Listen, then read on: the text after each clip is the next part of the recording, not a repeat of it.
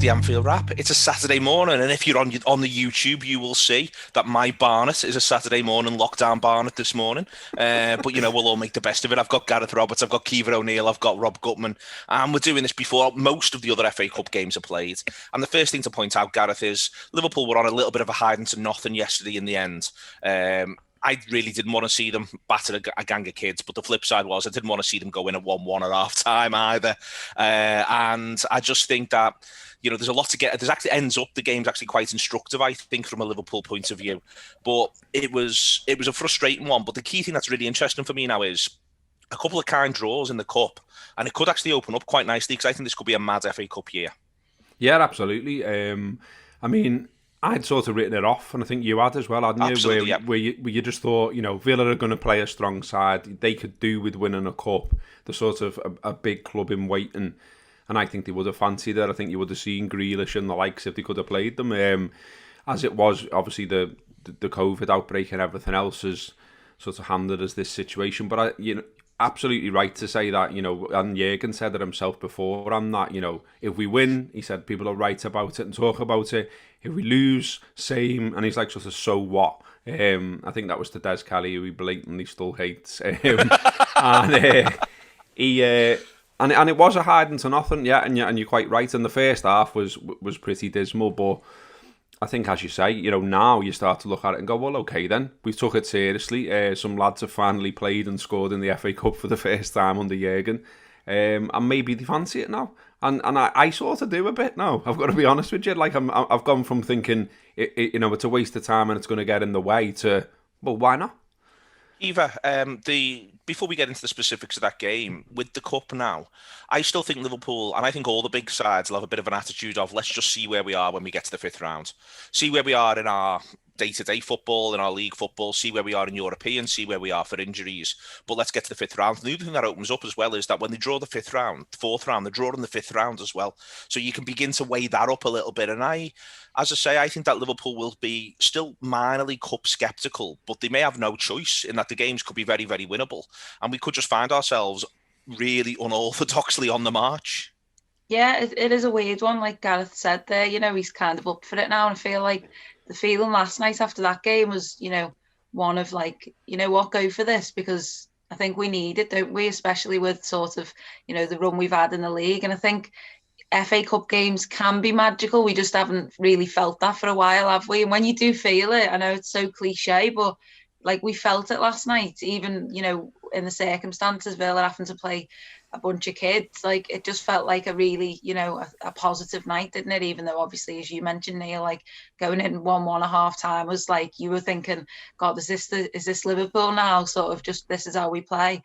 But no, I think it was a professional performance in the second half, wasn't it? And, I don't think in the past, the fans, as much as Jurgen have took it serious, we've always had our eyes on something else. And I think we've always said before FA Cup games, we weren't too fussed on what happened. And I do feel like this time it did feel different. And I think that was even before, what happened at Villa with the coronavirus outbreak. I think we wanted to take that game seriously because obviously of the 7-2 game, and they're a good side, and to test ourselves against them after, what's been a pitiful run. So, I mean, a nice little draw now could be really good for Liverpool. I mean, we all want Marine to go through, don't we? And then them to draw Liverpool. But I think, it can bring that sort of joy back that I haven't felt in a while from the FA Cup, and I don't think we have. We haven't won it for such a long time, and I mean it is 20 years since the treble now. So wouldn't that be a nice little run? It would be. I mean, Rob, just on it, with the exception of the 16-17 season when Wolves knock us out at Anfield and there's still a championship side at that stage, we've just had a situation where we've had an unbelievable number of Premier League draws, an unbelievable number of Premier League sides, and last night is arguably the first time in that competition, and I didn't want it to break for us, certainly not the way in which it does. I want to be clear about that. I think it's a bit of a shame for Villa because there's been a lot of fun this season, so that they had to sort of completely pretty much sacrificed that game last night.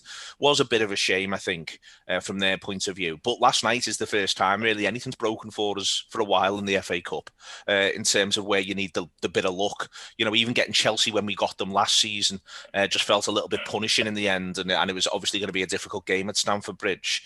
We're with one eye on the draw and the fact that there could be some mad results still across the rest of the third round. We are due, I think, something that was a bit fortunate, a bit kind. Yeah, and then some. I mean, listening to sort of the build-up on the TV yesterday, they're going, Liverpool's record in the FA Cup early stages is wretched in the last few years. I thought, no shit, it's wretched. I mean, the draws we've had, not just in the FA Cup, in the domestic cups, because the League Cup as well, and they're in stark contrast. And there's no way of not bringing this up. I know it sounds like petty, but compared to City's draws, I mean, City have had an epic amount of easy draws down these, especially in their treble season of 3 years ago. But we haven't even been given a chance to get going in these competitions. I mean, we've made a good fist of it. You think about beating Everton with the kids, going through against Shrewsbury in the end with a very, very scratch side. Incredible, yeah. But then we hit Chelsea like a brick wall. And then we hit Chelsea, and even the League Cup last season, we come out quite heroically against Arsenal. We get Arsenal again in the League Cup. It's all a big nonsense. I mean, Gareth said this coming into the game. We're on the proverbial hiding to nothing, which Klopp talks about. He basically said there are no wins, so just win. I thought that was sort of an interesting take on it. I was awakened really to this phenomenon in a profound sense, I felt, after sort of looking at the fallout from City beating Watford 6-0 in the FA Cup final 3 years ago.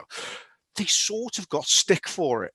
Do you know what I mean? They'd shown the opposition by being so good on the day, they'd made the opposition look so shit that their achievement was diminished. If they'd won 3-1 with 2 late goals, people would have given them more respect. Yes, and in a way, we accomplished the reverse trick last night. I actually think in a way the 4-1 and in the way it happens is a better result than the 9, 10, 11-0 that was anticipated before kickoff. For the following reason, this isn't just a faux justification, this.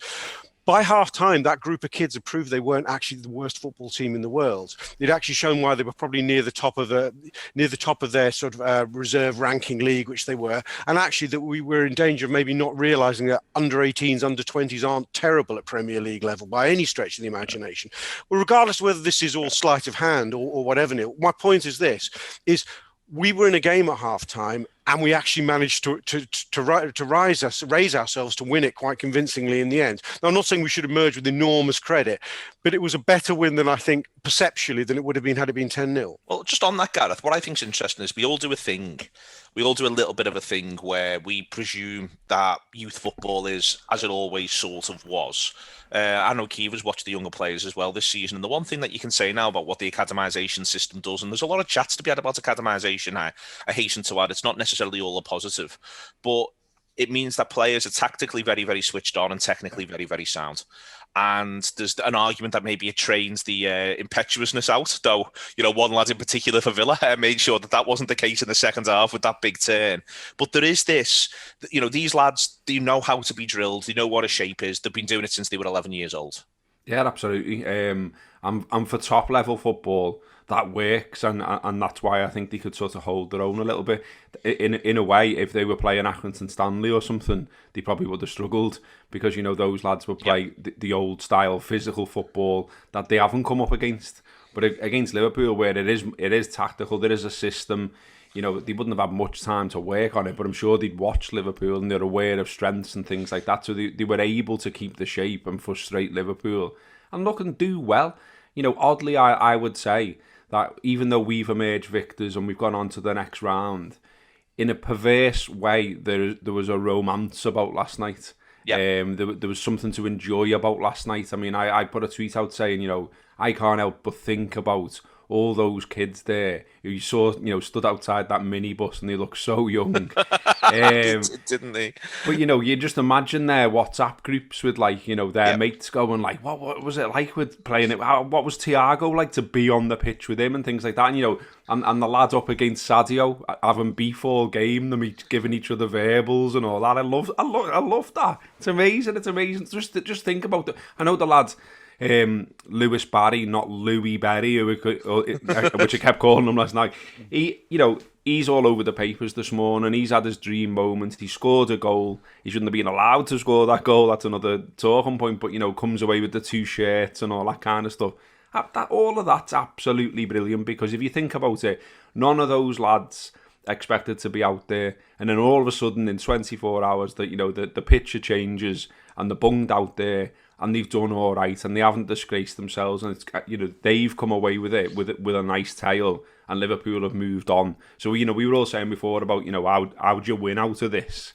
Well, football's been the winner. There's definitely an element of that, Caoimhe. Gareth's being a bit ironic towards the end there, but looking at, the lad Barry there, how delighted he is. But all of those footballers, it's, they'll have all had different emotional reactions to it at the time. Some of them will have been more nervous. Some of them will have thought, bring it on. But they do get themselves together as a collective. They don't disgrace themselves, as Gareth says. I thought they defend in the second half. I think they have a little wobble after 3-1.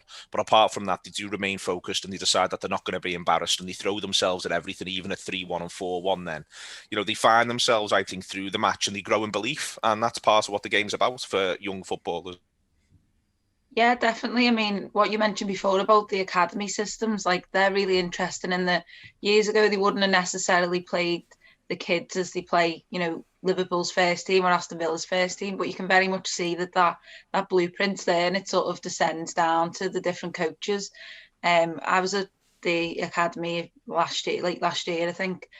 Josh Sexton was there actually for, I think it was 0-0 Southampton game, but Southampton's team are now a B team, so they're basically even more of a sort of blueprint for the first team, if you can. And, their sort of pressing and everything, what we saw on Monday was very similar. And then when you watch Liverpool, they kind of try and do the same thing. And I think that's what impressed me last night, that, you don't really get to see Aston Villa unless they'd play Liverpool's academy. And, they were playing in that same way, because it felt like once they sort of got the bug, it was exactly how it felt when Villa got that, when they played us in the 7-2. It was like they switched on and was like, so this is how we get in behind. This is how we sort of get a bit of the ball. And if we push up a little bit, we'll be all right. And, they were really impressive. I think there's, great stories all over the pitch, isn't there? I think for the goalkeeper, there was a good one mentioned in commentary, which I didn't know, but he'd had a trial at Liverpool and I think had an injury, so didn't really make it, but obviously he absolutely proved himself, didn't he, last night? And I think a lot of people be looking at him, as much as they're looking at Barry and a few of the other lads. I thought, they handled the game really well. I think in the tunnel before it, you could sort of see them, and they were sort of looking over a little bit, as though to say, oh my God, there's Salah, there's Mane. It felt like that, and it was kind of really cute to watch. And then obviously after the game they all run empty to sort of calmly get the different shirts, and then that was great, wasn't it, of Barry going back and getting his. But then if you look on the famous minibus picture now, you can see that they're clutching, a few of them are clutching a Domino's pizza, but also they've got their own shirt as well. So I think there must have been a bit of a dressing room thing there. I know obviously they're told to keep the distance, but they must have had to go and knock on Liverpool's door. I'm sure there's some really good stories from there, whether Liverpool have, been sound with them. You can well imagine he would have been. The likes of James Milner, obviously he played there, hasn't he? And, I think everyone's tweet, every player's tweet all mentioned Villa and the circumstances. And I think that was a great night to see. And like Gareth said, it was a good night for football. It's the biggest cliche, but it really was. It was a feel-good night, I think, because Villa knew they were going to get beat, but they got beat in the best kind of way. And I think, like Rob said, we definitely won it in the best way. Before I go on to Rob and talk about us, Gareth, I just wanted to say, since the 2016 semi-final, there's been a bit of an attempt to pull together a Liverpool-Villa rivalry, and I'm not quite sure precisely where it comes from, whether or not it's them or whether or not it's us, but with these games, and I would almost to an extent include the 7-2 in it, and with the way in which Villa tend to go about the business this season, where as I say, I think they're the most fun to watch in the division, to be quite honest with you. I'd like to think that all of that can just have a line drawn under it now. I'm all for rivalries in football, but not ones that feel entirely sort of confected and forced. And I think that, hopefully everyone will just sort of be able to take a bit of a breath now. Villa they're a really good club. I'm really pleased they're in the league. The whole thing's terrific. It's a great ground, and they've been a credit to themselves, and you can see that in the way Liverpool have responded. Yeah, exactly that, mate. I mean, look, I'm up for actual beef in football. I like it. I like the way that hangs around certain games. You think of Man United and Everton, obviously. But that isn't there for Aston Villa and never has been. And as you say, it just feels all a bit false. And, what is it down to a few lads taking the piss out of Gerrard on a train going to the final? Because it would have been Gerrard's birthday in that final and we all got built up to, that being a great way for him to wrap up his career at Liverpool.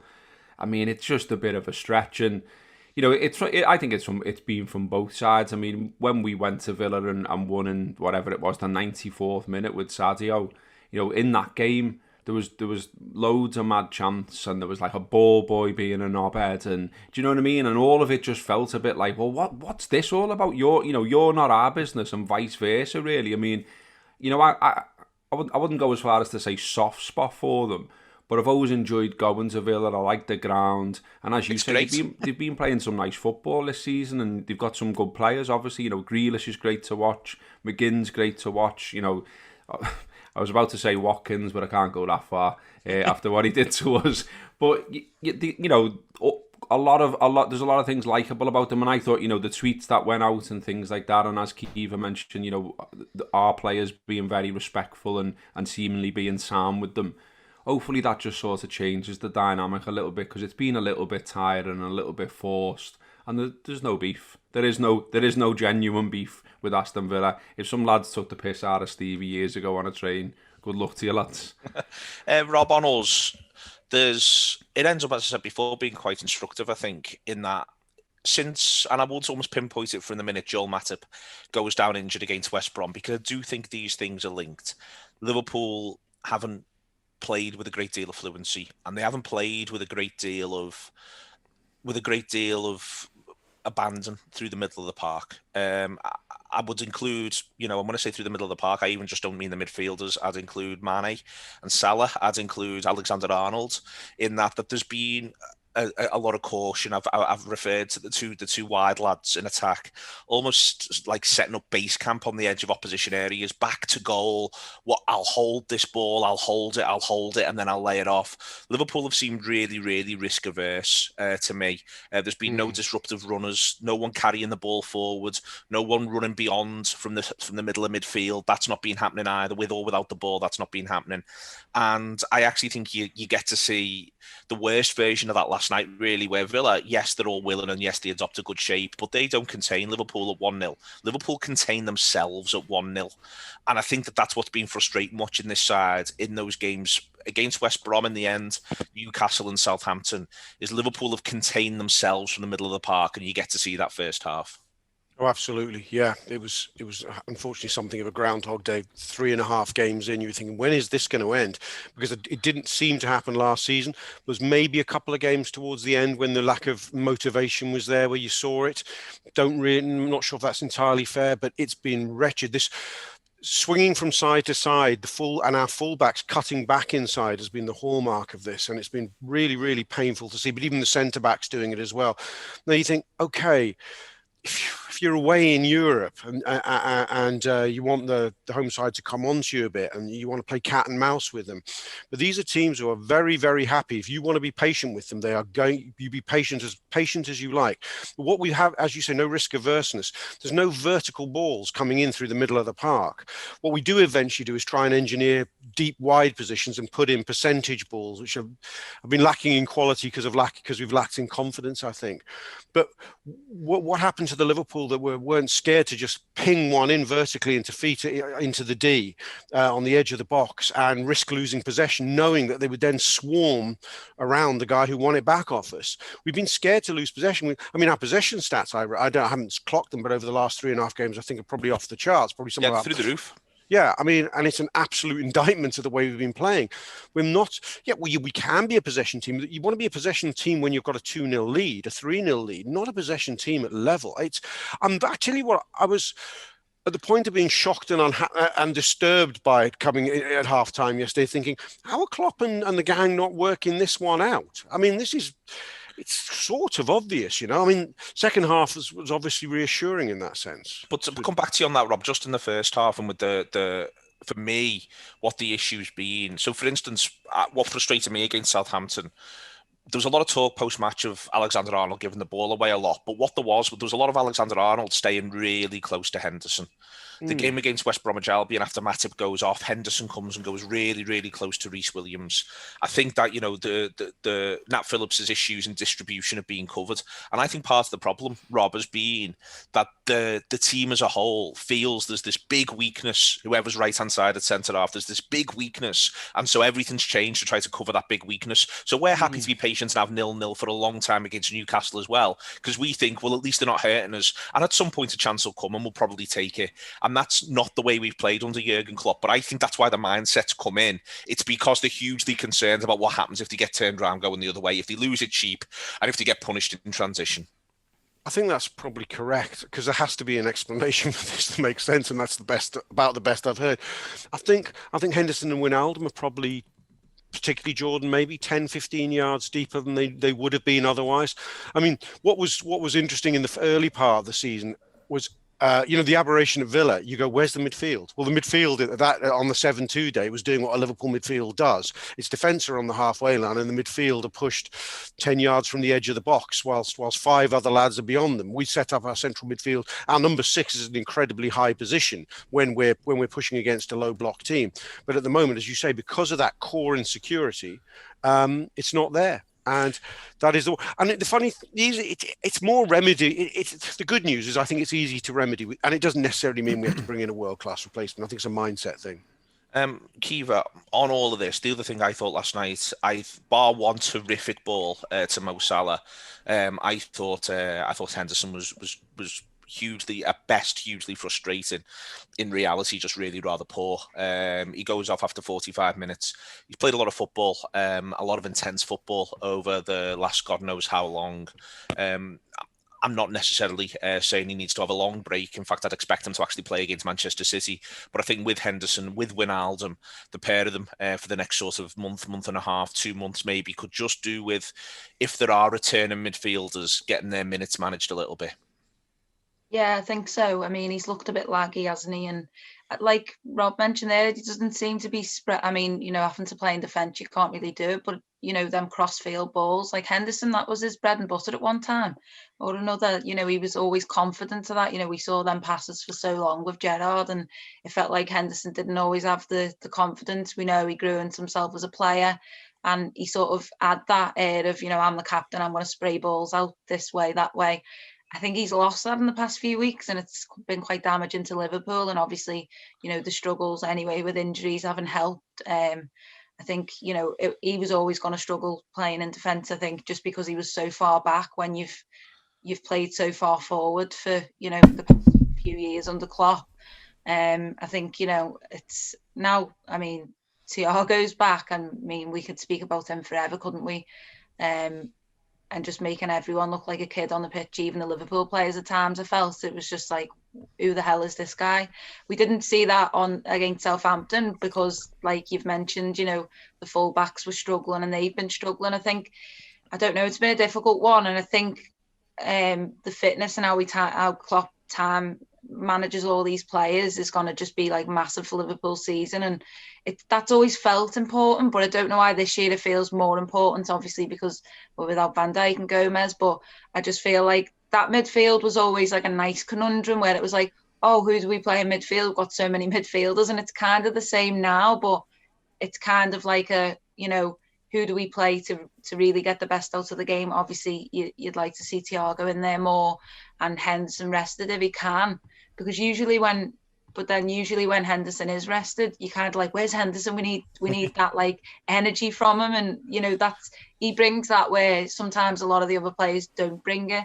So I think it's tricky. I think Liverpool needed that result last night just ahead of the United game, and yeah, I just think it's going to be a difficult one going forward. But I mean, I'd start Shaqiri against United is what I'll lastly mention there. Well, we'll come back on. I'll come back onto that in a minute, Kiva, because I think Shaqiri's interested in this. For me, the big marker, Gareth, has actually been really weirdly. It's actually Kurt Jones, and what I mean by that is that Jones, we know his personality. We know he's an exuberant footballer. We know he's someone who wants to make it happen. And listen, I think part of his pathway into this Liverpool side is by curbing that instinct a little bit, but. A little bit is the key part of this. I think you've seen in the last few games it's been curbed an awful lot, and you actually see it. I think last night against Villa when he should be swanning around the park, the way in which we saw him do, for instance, against Everton last season. And to me, that just suggests that Liverpool are being told and are trying to be really careful because of what they've got behind them. They don't want to give it away cheaply. So what that means is no one was taking risks. And as I say, the first half you got to see that in the performance of Henderson, Wijnaldum, but also in Jones.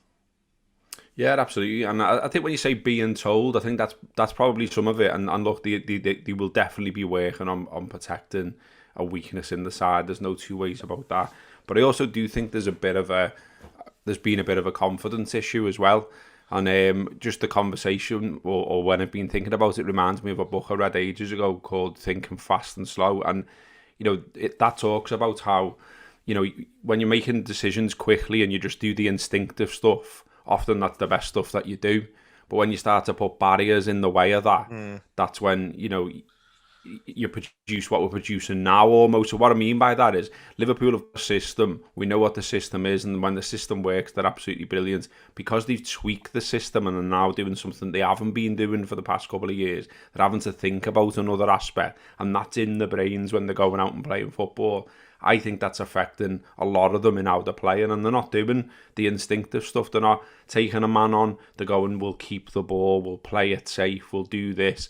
And then you almost, if it seems to have fell in, I think Rob was talking about this, fell into like a pattern over the last few games, and we were seeing it again first half there, and a very predictable pattern. So side to side, out to the wing, cross that isn't that good, end of move, or even a cross into the box from too deep. That's bread and butter for any defender, including we can now see 18, 19 and 20-year-old lads. If you're crossing it from deep and not getting to the byline or near the byline and not really picking out a man, just putting in a percentage ball, most centre-halves these days can deal with that. If they're playing at academy level as well, as we could see last night. So I think there's a little bit of a problem of that, in that I think a few of them aren't playing the natural game, and there's frustration creeping in as well. I thought, the way Gini's snatching at the chances he had, and then he's almost talking himself through it immediately afterwards, and he's apologising to Mo and all that kind of stuff. Like, all that doesn't really need to happen.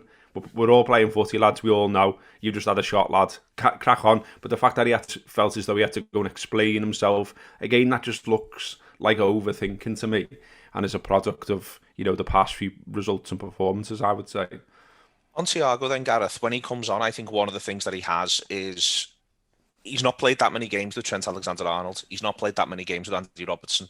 It felt to me as though he's obviously a phenomenal footballer, but he's able to just look at what's in front of him and deal with what's in front of him. And to me, that's one of the reasons why, I think if Liverpool can get him into a situation and work out how to best utilise him across the next few weeks, on top of his obvious gifts and how he'll obviously become a massive part of this team and its system over a period of time, I almost feel as the fact that he's not got a lot of experience within the system will actually work to his favour, work to our benefit as well for a period, that he's just able to say, no, I'm just playing the situation as it is in front of me, not worrying about too much, not worrying about, well, he's barely played a game of Virgil van Dijk, so he's not got Virgil van Dijk in his mind, if you know what I mean. He's not got this is where the line should be. He's just got the match that as it is in front of him, and I think that could really, really benefit Liverpool in a way that's quite on Jurgen Klopp, really, because we know Klopp loves systems, but I think for a period of time of just being able to play through a player like Thiago Alcantara could just make a massive difference, and I think you saw that last night.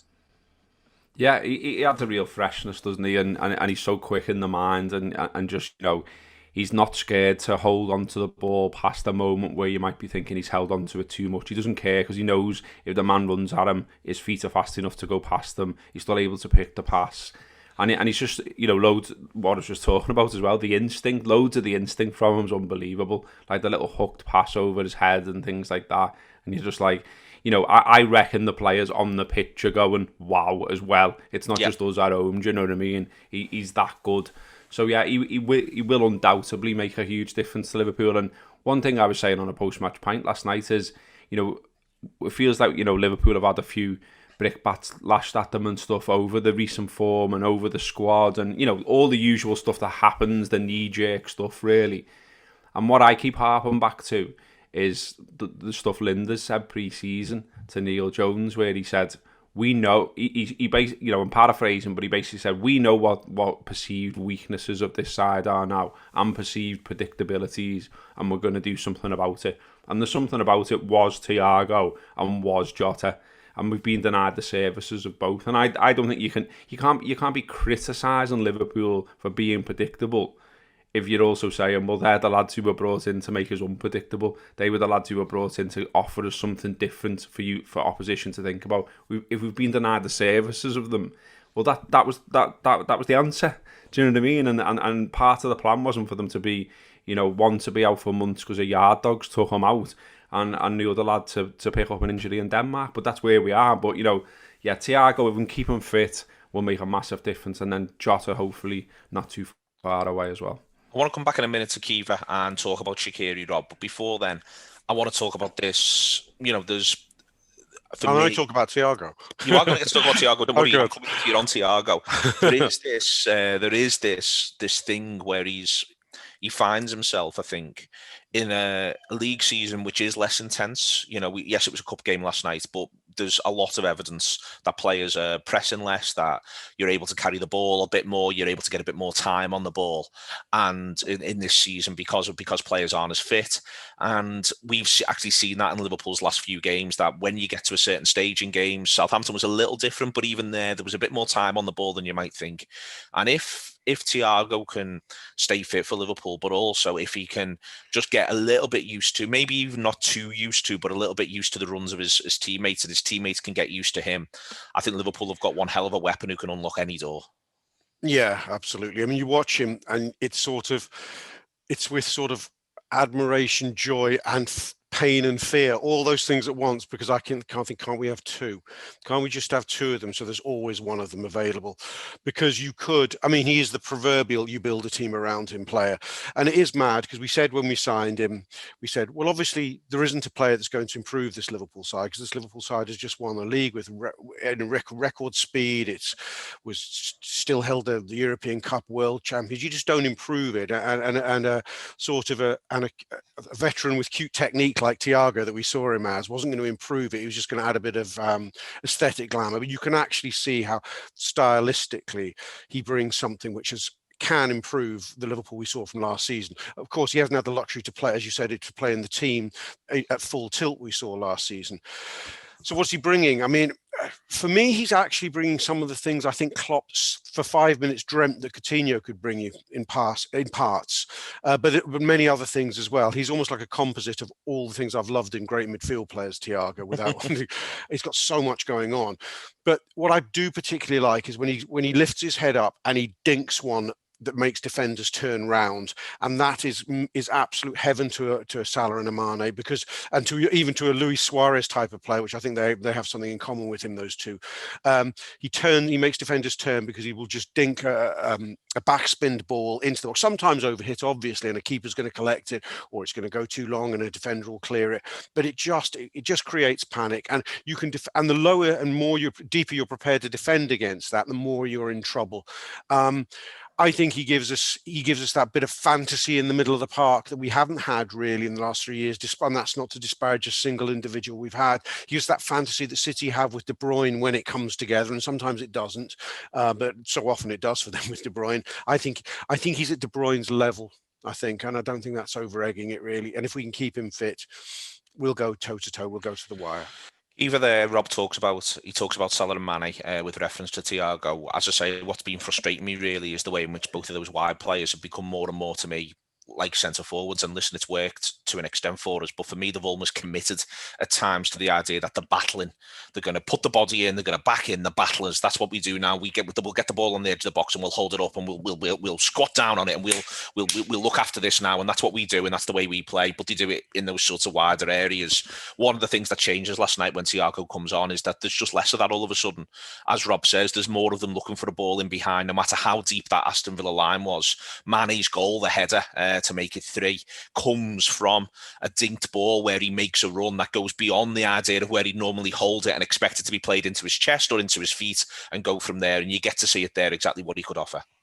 Yeah, definitely. I think those moments you mentioned where they battle out on the wing are just unnecessary almost, aren't they? I was thinking even in the first half, I was like, run past these kids, like show your strength and move past them.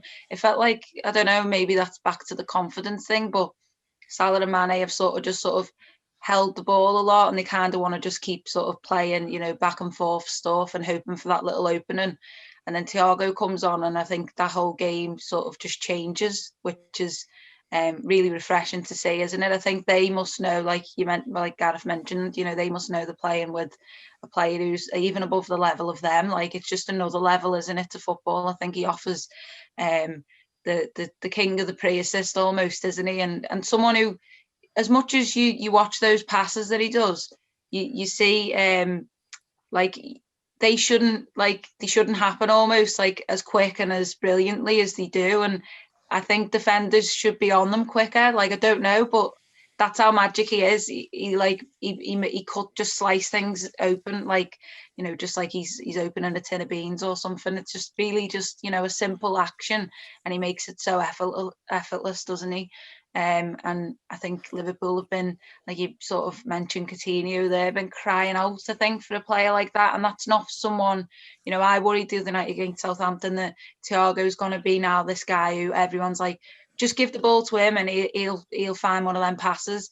And I had a little bit of a worry that was going to be the case after Southampton, but then, the 17 minutes against Newcastle, it was like that, but he was finding all the right passes. So it's like, give him the ball because he will do that. But then at the same time, I think it just, I don't know, it encourages the players. I think you look at Bayern Munich for so long, and all their great players must be missing him terribly, because they must just know, when he's on the pitch, there's opportunities. And not only that, like, I think he hit the crossbar, didn't he, as well? He's got that in his locker too. And then I probably have to come on to Shaqiri, do I? Because I feel like Thiago has unlocked a level in Shaqiri in the power cube that we all knew was there. It's like he's just come on the pitch and pressed the button. And obviously, I think they must have played together at Bayern Munich. I know Shaqiri didn't, have all the games there that he probably would have liked, and he hasn't had all the games at Liverpool that he would have liked. But I don't know, there's this kind of like weird connection between them, and I just feel like Shaqiri's always been, he's struggled with injuries. He hasn't always, he struggled for form at times, but I don't know, he's always had energy when he's came on, and he's always brought something to the table. But the one thing he's got in his locker is that, like, a caliber of just world-class ability. Like, he's a brilliant footballer, and probably has been one of Liverpool's best, but hasn't been on the pitch one of Liverpool's best because of, the fits and starts and stuff that he starts games, and then he won't play for a few months and stuff like that. But I know it was against Aston Villa's kids, but he comes on the pitch for Minamino. I thought had a better showing in the second half. And he sort of just straight away was involved. It's like he just knew Thiago's here, we're going to have loads of fun. And I think it was, obviously he got 2 assists 2 minutes after he come on.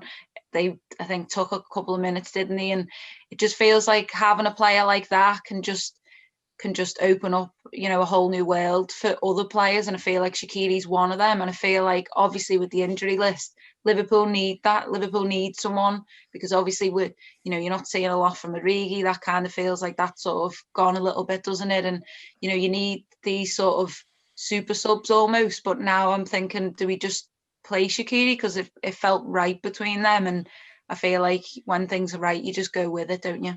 There's something, Gareth, in the Shaqiri question, and we all know we've all got one eye on Manchester United already. It's a massive game. It's on the horizon. But I think if you go down the division, Bruno Fernandes at Manchester United, Barnes and Maddison, last few games more from Maddison, Kane dropping deep for Tottenham, City obviously with De Bruyne, but he's a perennial. He's there all the time. But Ward-Prowse for Southampton, James Rodriguez for Everton, Grealish for Aston Villa, Ziyech for Chelsea when he's able to get going. West Ham have had a bit of joy with players like Fornals this season. It feels Liverpool have got to where they've got to under Klopp massively about shape and about system. But it does feel that this season, and I think it's in part because of the fitness question, I think it's in part because of where these everyone finds themselves, not just Liverpool, we talk about Liverpool all the time as well, but to reiterate, markedly pressures are down right the way across every division in Europe, every top 5 league in Europe, pressures are down about 33%. And I just do sort of wonder whether or not all of a sudden we find ourselves in a situation where the idea of the footballer who is a bit of a bag of tricks, the idea of the floating number 10 or the one who can make it happen, this could well be the season where, and it might just be a one-off, where that player is back in vogue. And in Thiago, Liverpool have got a brilliant all-rounder, but in Shaqiri, they've got the ultimate bag of tricks. Yeah, and isn't that good? I mean, look, one of my mates works in sports science, and we've talked about this a lot over bevies. Just sort of about how a lot of footy's become about athleticism and about fitness and about work and about running and all the rest of it. And that's largely down to a lot of sports science, because once upon a time it was more about ability and they were all going to the pub. It wasn't about how far they could run and stuff. If there's a bit of a leveling off and it ends up being you're looking to a sprinkle of spice from these type of players, I'm all for it, because I love Shaqiri. There's just something about him, I don't know what it is, but it's when he's coming on the pitch, I'm excited, I'm expecting something from him. And, it seems most times he's able to do something. And as mentioned, 2 assists in a couple of minutes there. But I also like as well, given what I've just said and what you've just said, the profile of him, what he does, why you bring him on the pitch, what he might be able to offer in the future. That's why it was so brilliant that it was him who was roasted by that Brad Young with that amazing trick on the edge of his own box. It was like, you cheeky little shit, you've done that and you've done it to Shaqiri. Well done, lad. Do you know what I mean? He's got his little gift there for the rest of his life that he can throw on Twitter. But no, Shaqiri is a box of tricks. It is something different. You don't know what he's going to do. And, just think about that pass he played to Jota. That was, that weight of pass that he played. I can't even remember what game it was now. But, it was another day where we were frustrated, where we were watching, something we didn't want to watch. He's on the pitch, he delivers that perfectly weighted pass through, spots it as well. And that's the difference. I think, we've got some players who are all about energy, about system, like you say. But a lot of our system's been about the fullbacks, hasn't it? And, with Trent not firing on all cylinders for probably a number of reasons, probably one of them including COVID, by the way. Some of our creativity has been taken away. And we haven't been able to rely on him like we normally do for, loads and loads of assists. So we need something in the interim until Trent's back up to speed to be testing sides with, and that can be Shaqiri. Seems to like playing Manchester United as well.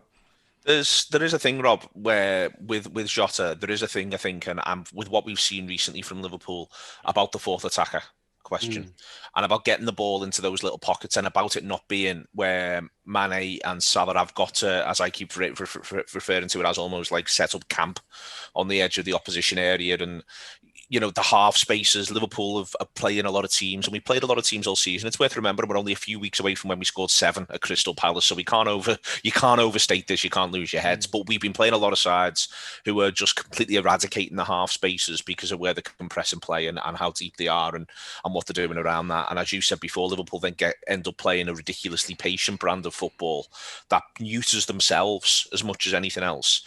And I do wonder whether or not Shaqiri, looking at the fixtures that are coming up, Manchester United and Tottenham in terms of the bigger games, Burnley and West Ham in terms of playing slightly smaller sides, there's definitely, I think, a major role for him to play across those matches, where I think he can be that fourth attacker, he can be that one who's prompted and probing, and he can actually be a really good foil, not just to Thiago, but also to Salah, to Mane. Yeah. There's no doubt that Shaqiri, there's the potential there to fill the Jota void, at least until Jota's back and then beyond and deepen the squad. You're right to say, I think in sides deepening and filling in the pocket, the holes, there hasn't been room for number 8s to work in. I think this feeds into the part of the conservatism we've identified in Curtis Jones. Curtis Jones, there's a cigarette paper sometimes between the 8 position and the 10 position, but I think this season we've seen it become a bit of a chasm, and Jones has had no space to play in front of him, and obviously he's a rookie, so he's playing with that extra level of caution. And I think Klopp and his gang have identified this, and before the injury to Jota, were default. I think people thought, oh no, we'll drop Jota in and out. He can rotate with them a bit. But actually, where he could, he was playing all four. And I think Kiva's right. I think the time might be right to play all four. I think Man United is an interesting challenge because although they're riding high, I think they will come to Anfield and be conservative in terms of trying to blunt us. There will be a sort of an ambitious low block, if for want of a better term. Solskjaer tends to set himself up pretty deep against Liverpool, and thinks that he's got enough quality to blunt us and then hit us on the break because he's got genuine quality up front. But I think you see, Rob, I'll just come back to you on this because I think there's 10. I think his subs are really interesting. He has 10 minutes where we're effectively 4-2-3-1. Wijnaldum and Thiago the two, and the three is Shaqiri off the right, but really narrow. Mane off the left, but really narrow. Yeah. Firmino in behind Salah. Salah goes and plays number 9, and I wonder whether or not that's him having a look at that in a match scenario. He has 15 minutes where he lets that play out. Firmino and Shaqiri are introduced on 61, and then Oxlade-Chamberlain and Origi come on 74. I wonder whether or not that's just him giving them some time to play in that shape, and it's also really quite reminiscent of his Dortmund side. I think that, for instance, for Thiago's a better Nuri Sahin than Nuri Sahin.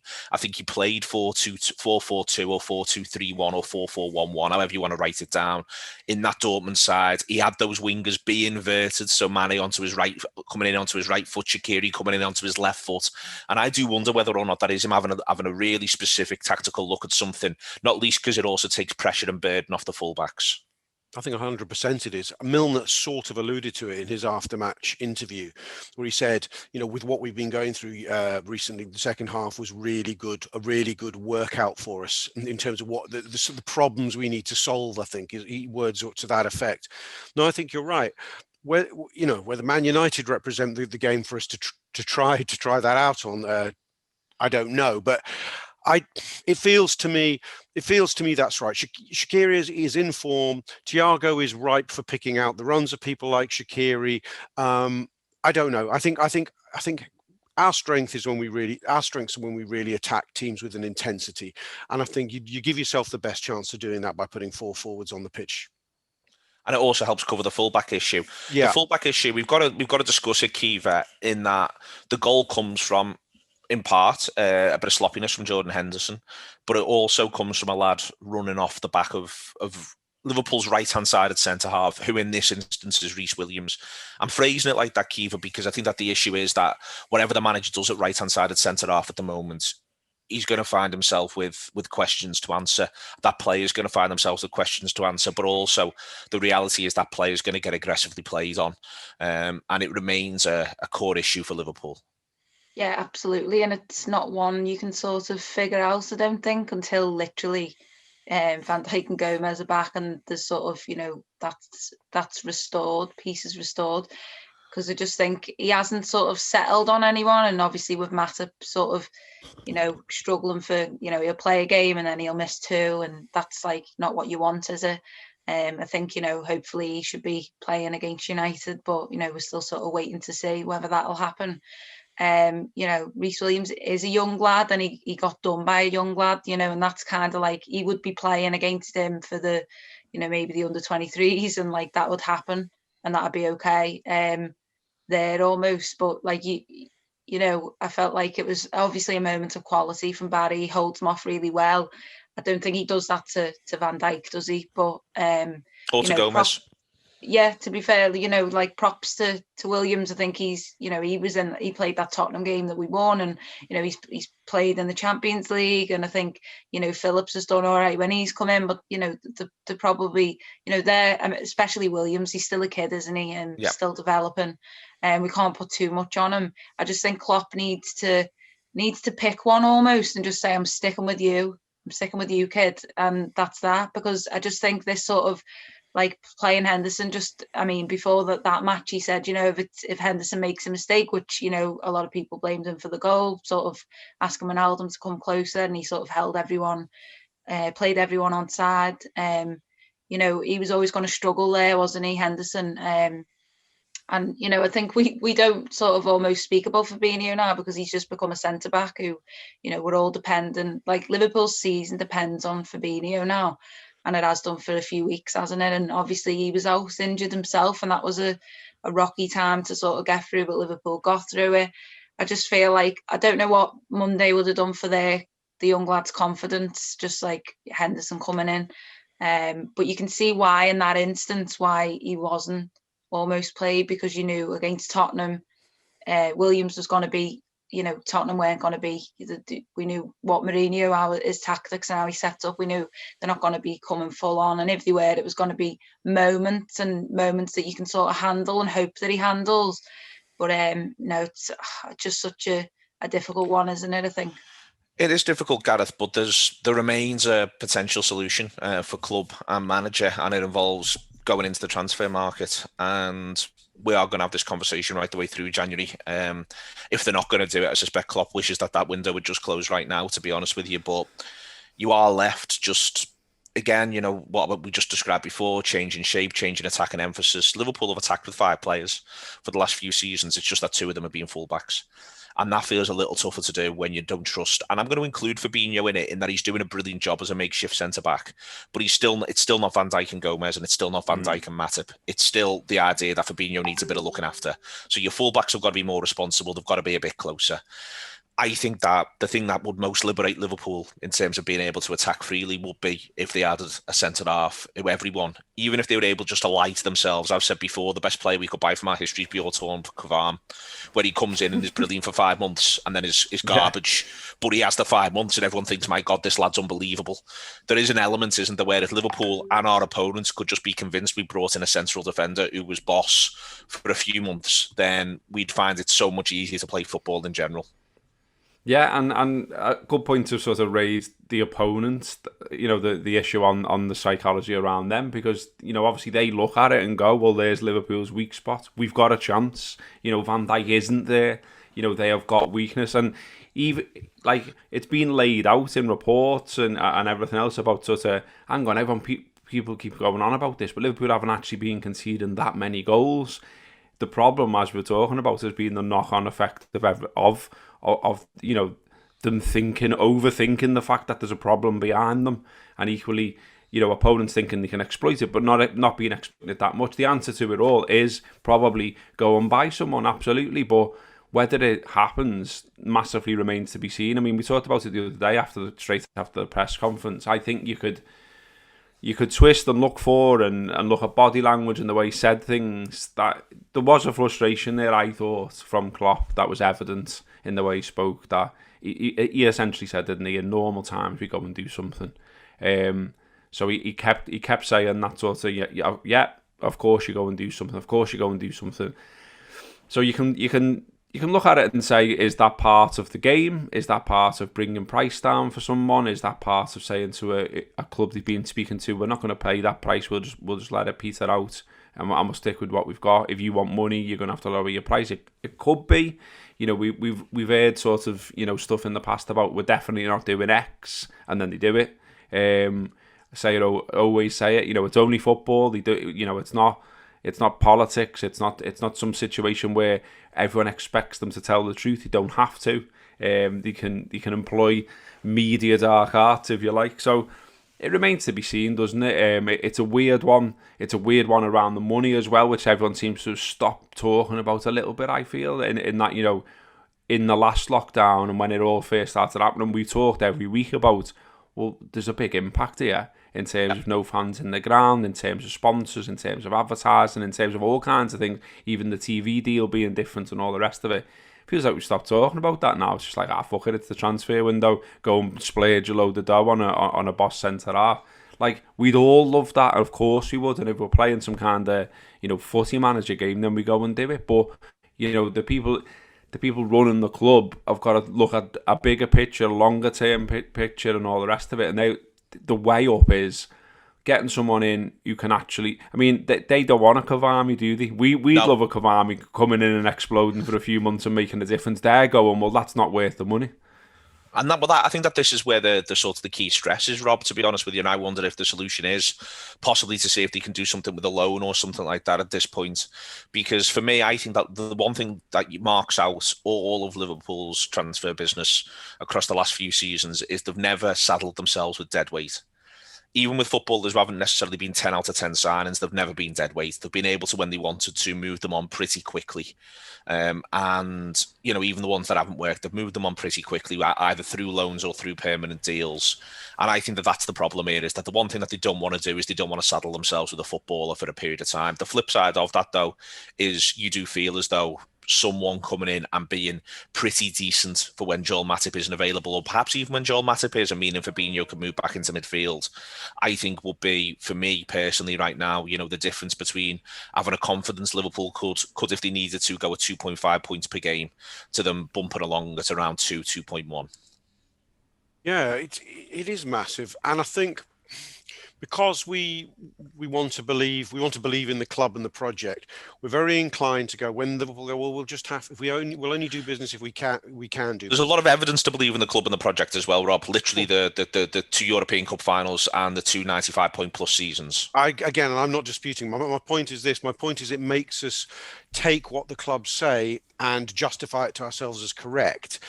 What I'm getting at is, when the club said in the summer, we don't necessarily, it's difficult, we're in a pandemic, we don't think we're going to bring in any footballers, only if the market presents a unique opportunity that's very, very affordable, blah, blah, blah, blah, blah. And I know there are situations around the payments staging of the transfers we do in the summer, but we do emerge in the end having spent about £65 million on footballers. More actually, sorry, £75 million on footballers if we throw Shimikas into the mix as well.